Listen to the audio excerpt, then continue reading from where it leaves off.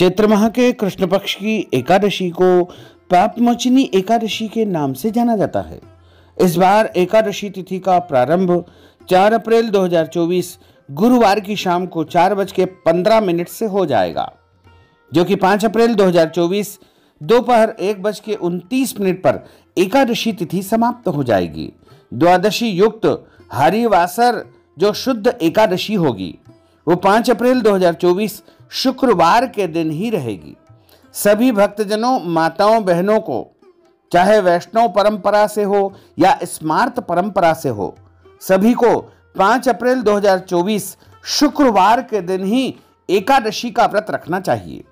और इस व्रत का पारणा का अर्थ होता है व्रत खोलने का समय या व्रत खोलने का जो दिन होता है उसे पारण कहा जाता है। इस बार व्रत का पारणा 6 अप्रैल 2024 शनिवार की सुबह 6:11 से लेकर के 8:11 तक कर लेना चाहिए। विष्णु एकादशी गीता तुलसी विप्र नवः असारे दुर्ग संसारे षटपदी मुक्तिदायिनी।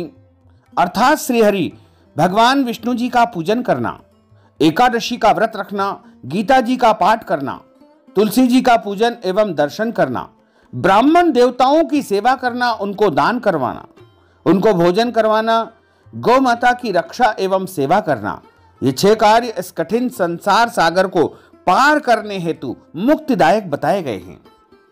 पूरे वर्ष में 24 एकादशी आती है, लेकिन जिस साल अधिक मास या पुरुषोत्तम मास आता है उस साल 2 अधिक एकादशी यानी कुल मिलाकर के 26 एकादशी आती है।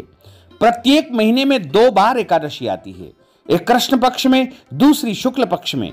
दोनों ही एकादशियों का भिन्न भिन्न महत्व हमारे धर्म ग्रंथों और पुराणों में बताया हुआ है। एकादशी का व्रत भगवान श्रीहरि लक्ष्मी नारायण जी का परम प्रिय व्रत है। एकादशी का व्रत करने से मनुष्यों के कई जन्मों के पाप जड़ से नष्ट हो जाते हैं तथा उनके पुण्यों का उदय होता है। जब मनुष्य के जन्म जन्मांतर के पाप नष्ट हो जाते हैं तभी उन्हें सांसारिक एवं भौतिक सुखों की प्राप्ति होती है।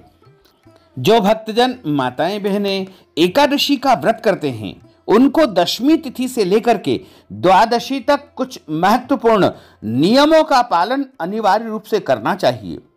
इस बार दशमी तिथि के नियमों का पालन 4 अप्रैल 2024 गुरुवार के दिन करना है। इसी दिन दशा माता का पूजन अर्चन भी होगा तथा 5 अप्रैल शुक्रवार के दिन पापमोचनी एकादशी का व्रत रखना है। वहीं 6 अप्रैल शनिवार के दिन एकादशी व्रत का पारणा करना है। इस दिन प्रदोष का व्रत है, इसलिए फल या फलाहारी वस्तु से आप यदि प्रदोष का व्रत करते हैं तो आपको पारणा करना चाहिए। दशमी के दिन एक समय शुद्ध और सात्विक भोजन करें। दशमी के दिन चावल, शहद, लहसुन, प्याज, मांस, मदिरा, मसूर की दाल, कटहल की सब्जी का उपयोग भोजन के रूप में नहीं करना चाहिए। दशमी के दिन पराये अन्न अर्थात दूसरे के घर का भोजन नहीं करना चाहिए। ब्रह्मचर्य व्रत का पालन करें। एकादशी के दिन सुबह जल्दी उठ करके स्नान करके पूजा अर्चना करके एकादशी व्रत का संकल्प धारण करें।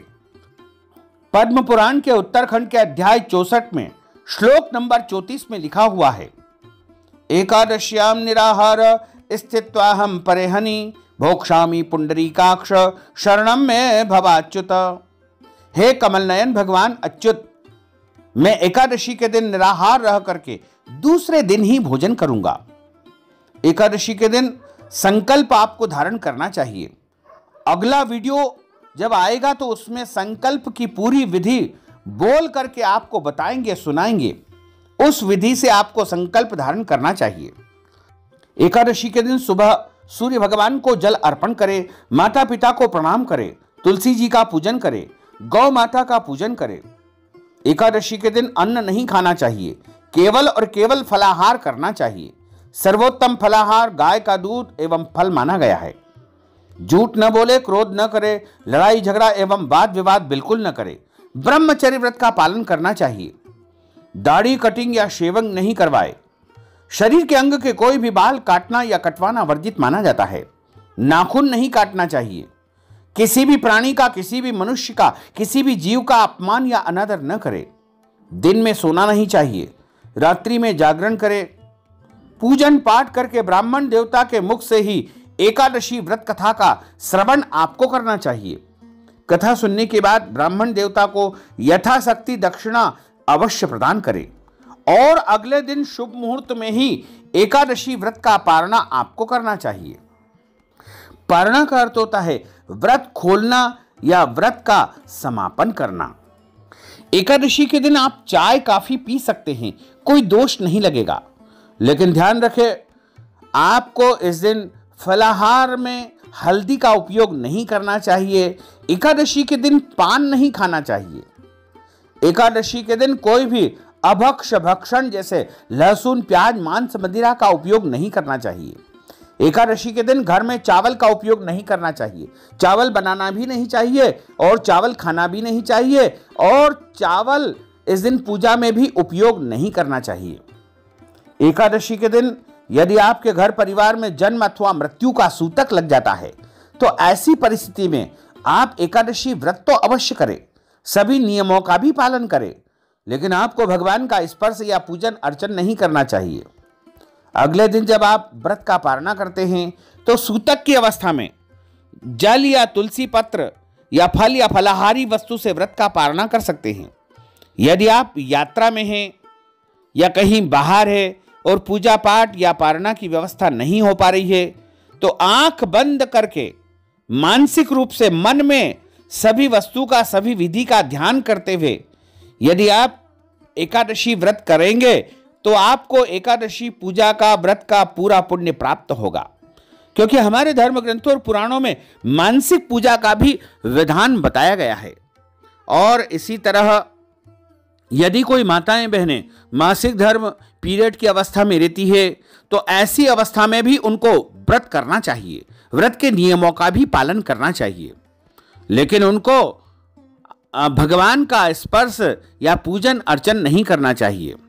साथ ही जो माताएं बहनें गर्भावस्था में हैं, गर्भवती है, तो उनको अपने बालक का, अपने शिशु का, गर्भस्थ बच्चे का ध्यान रखते हुए ही एकादशी व्रत करना चाहिए। अच्छी प्रकार से फलाहार करके वो व्रत कर लेवे, लेकिन कोई भी इस दिन गलत काम न करे, किसी भी प्रकार का पाप कर्म बिल्कुल न करे। सभी तरह से आपको अच्छे मन से, पवित्र अवस्था से एकादशी व्रत का नियम विधि विधान से पालन करके ही करना चाहिए। यह अगर जाने अनजाने में आपसे कोई त्रुटि हो जाती है, गलती हो जाती है, तो प्रभु से आप क्षमा याचना अवश्य कर लीजिएगा। प्रभु तो कृपा निधान है, दयालु है, आपको क्षमादान अवश्य ही प्रदान करेंगे। तो भक्तजनों, माताओं, बहनों, यदि आप पापमोचनी एकादशी के निमित्त कोई भी दान पुण्य करना चाहते हैं, अन्नदान, वस्त्रदान, गोदान, फलाहार करवाना चाहते हैं, पारणा के समय ब्राह्मण भोजन करवाना चाहते हैं, या हमारे माध्यम से एकादशी व्रत का उद्यापन करवाना चाहते हैं, तो इस हेतु अपना नाम और गोत्र हमें व्हाट्सएप के माध्यम से भेजें और नगद धनराशि गूगल पे, फोन पे, पेटीएम नंबर, अकाउंट नंबर के माध्यम से भेज करके पापमोचनी एकादशी का संपूर्ण पुण्य लाभ प्राप्त कर सकते हैं। साथ ही आप सभी से अनुरोध है कि हमारे इस ज्ञानवर्धक वीडियो को अधिक से अधिक लोगों को शेयर करिएगा, लाइक करिएगा, कमेंट करिएगा, और यदि अभी तक आपने सब्सक्राइब नहीं किया है तो अभी और इसी समय सब्सक्राइब कर लीजिए, ताकि इसी प्रकार की ज्ञानवर्धक वीडियो सबसे पहले आपको प्राप्त हो सके। आपको और आपके पूरे परिवार को सादर जय श्री कृष्ण, सादर धन्यवाद।